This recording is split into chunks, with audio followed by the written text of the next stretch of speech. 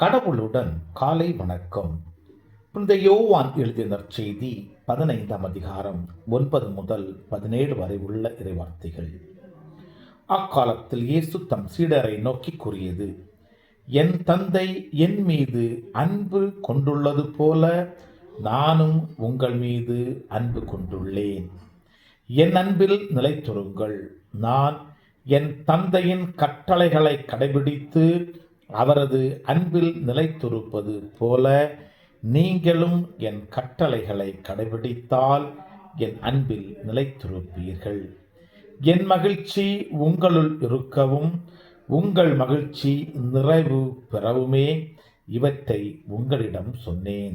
நான் உங்களிடம் அன்பு கொண்டிருப்பது போல நீங்களும் ஒருவர் மற்றவரிடம் அன்பு கொண்டிருக்க வேண்டும் என்பதே என் கட்டளை. தம் நண்பர்களுக்காக உயிரை கொடுப்பதை விட சிறந்த அன்பு யாரிடமும் இல்லை.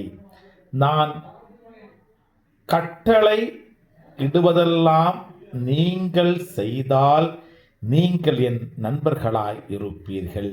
இனி நான் உங்களை பணியாளர் என்று சொல்ல மாட்டேன், ஏனெனில் தன் தலைவர் செய்வது இன்னது என்று பணியாளருக்கு தெரியாது.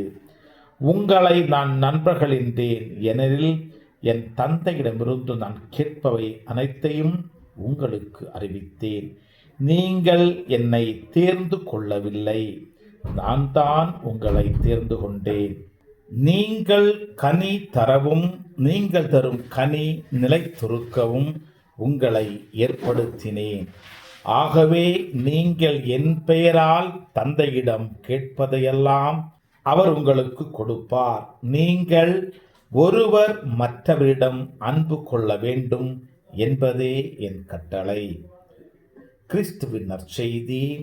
இந்த நாள் இனிய நாளாக அமைய வாழ்த்துக்கள். பல பல பல புதுமைகள் பெருமைகள் இனிமைகள் இறங்கிய நல்ல நாள், ஒரு நல்ல நாள் நம் தேவன் தந்த